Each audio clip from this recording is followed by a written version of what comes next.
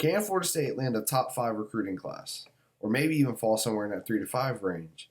They currently sit with the number 6 class in the country per 247 Sports and already have a ton of elite talent committed with guys like 5-star KJ Bolden, Charles Lester, Landon Thomas, and lots of other blue chip prospects along for the ride in Tribe 24. Now, as we're heading into the second half of the season and really the home stretch of the 2024 recruiting cycle, I think Mike Norvell and the coaching staff are looking to add maybe 4 to 5 more guys. And of course, the scholarship numbers always get kind of tricky.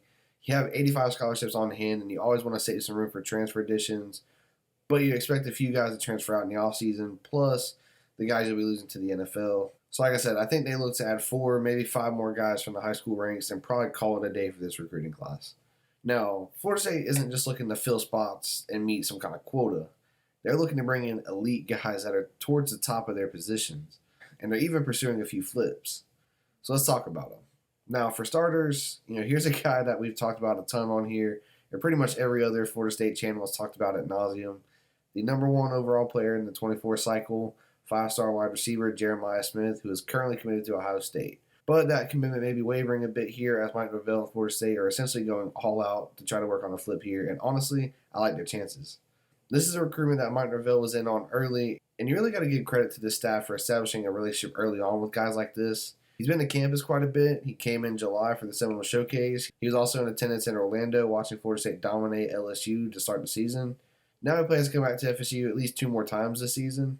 Sounds like he'll be back in for the Miami game in November and will also take his official visit in December.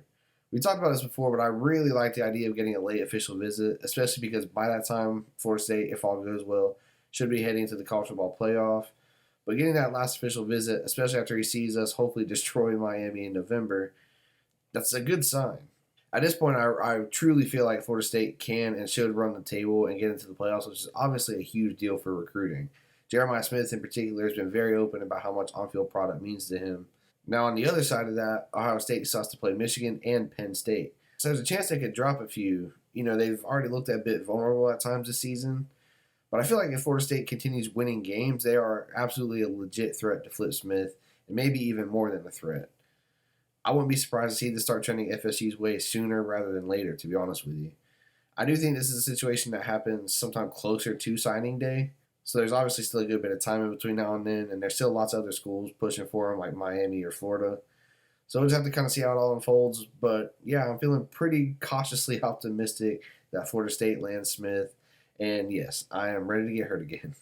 The next big name on the board is 5-star defensive lineman LJ McCrae out of Daytona Beach. A guy who recently climbed his way to 5-star status on both On3 and 247 after surging all the way from the mid-200s all the way up to number 6 player in the country.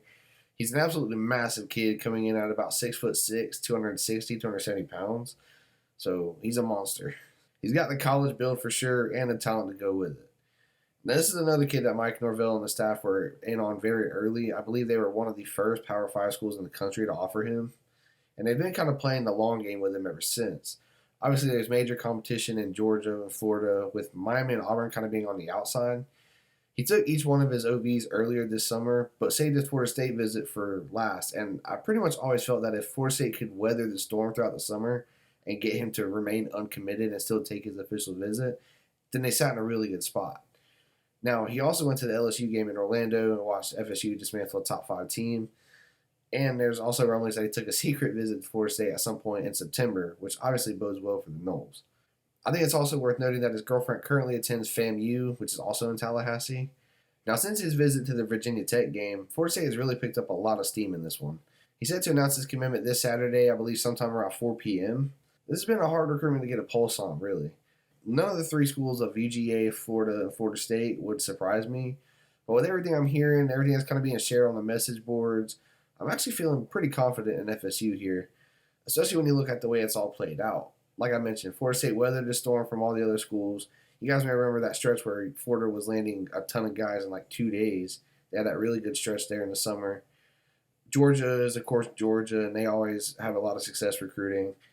I think it's telling that LJ remained open and still came to Florida State for his official visit, then set his commitment date right after, which is a decent sign.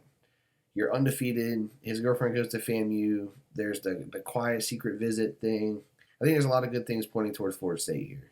Steve Wiltfong even says he likes where Florida State sits at this point, and the smoke only seems to be getting thicker as we get closer to his announcement. I also have a sort of theory, and I know it's pretty far-fetched, but I'll go ahead and say it. Florida State legend Jermaine Johnson tweeted that he'll be coming back to Tallahassee to watch Florida State take on Duke this Saturday. He also said he'll be bringing a special guest. Now, obviously, Jermaine Johnson played defensive end, and that's essentially the position LJ McCrae plays. LJ is announcing his commitment Saturday afternoon, just a few hours before kickoff against Duke. And this is Florida State's homecoming game. I know it's crazy, but what if Partnerville called in the big guns on this one, and LJ McCrae will be sitting right alongside Jermaine Johnson during this game Saturday night after announcing a commitment to Florida State? Again, I know it's a bit crazy, I know it's far-fetched, but it would make sense, and it would definitely be a cool way to kick off being a Florida State Seminole. Now, on to the next guy, and that's 4-star DB, top 100 player Jamari Howard. This is a kid that was previously committed to Michigan State, but decommitted over this summer, and now this one has pretty much turned into a big three battle between Florida, Florida State, and Miami. Now, even before he decommitted, I kind of always felt like he would end up in this class because he just visited so much. And I feel like that even more so now with him back to being uncommitted.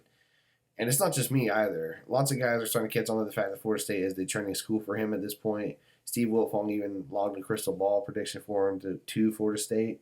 He's a really talented kid, and I feel like, honestly, he's a tad underrated this cycle, despite being a top 100 kid.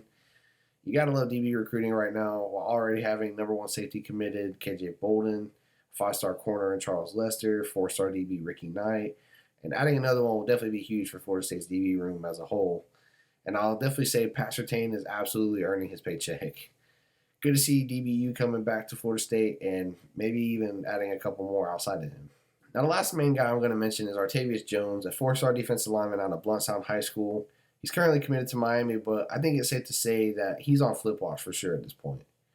He committed to the Canes back in July, but took a visit soon after saying he was, quote, locked in with both FSU and Miami. And that's not the words you want to hear if you're Miami. Now, he also decided to take a visit to Florida State for the Syracuse game last week. Now, he had a lot of good words to say after and actually went ahead and told people that he'd likely be back for the Duke game. We'll see if that actually happens, but it's definitely a telling sign. He definitely has a lot of interest in Florida State, and we're being reminded of what being undefeated can do for you when it comes to recruiting.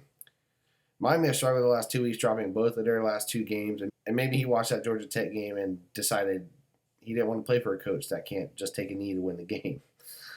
Seriously, though, I feel like he was to the good guys. I don't really know of an exact timeline on this one or anything right now. But honestly, if he does make it back in for the Duke game, I wouldn't be surprised if he flipped then. But either way, it's something I want to keep an eye on over the next several weeks. So Florida State currently sits with the number 6 class in the country with a team score of 274.8. Now, if you add in these 4 guys we talked about here, in Jeremiah Smith, LJ McCrae, Artavius Jones, and Jamari Howard, that brings the team score up to 295.8, which is currently good for 3rd. And honestly, I don't feel like that's too crazy at all. Obviously, you're counting on a few flips here in this scenario, but I feel confident that Jones flips to Florida State, and I really, really like where Florida State sits for Jeremiah Smith. I feel that if he doesn't end up at Ohio State, Florida State will be his pick. But either way, this not only shows that a top 3 class isn't only possible for FSU, but it's also fairly likely. Now, of course, other teams will add guys too, so I'll have to kind of see how all that shakes out, but I feel really, really good about this recruiting class for FSU right now. I think we already have a ton of elite guys coming in and sitting in a really good spot for quite a few more. We'd definitely love to get the 2 defensive linemen we talked about since D-line recruiting has been a little bit underwhelming these last few years. Odell finally waking up, maybe. But it all starts with LJ McCrae announcing his decision this weekend. Fingers crossed it's to the good guys. But in the meantime, we got Duke coming up this Saturday as well. Hopefully looking to get to 7-0 on the season. So enjoy the ride, like, subscribe, and let's talk Noles.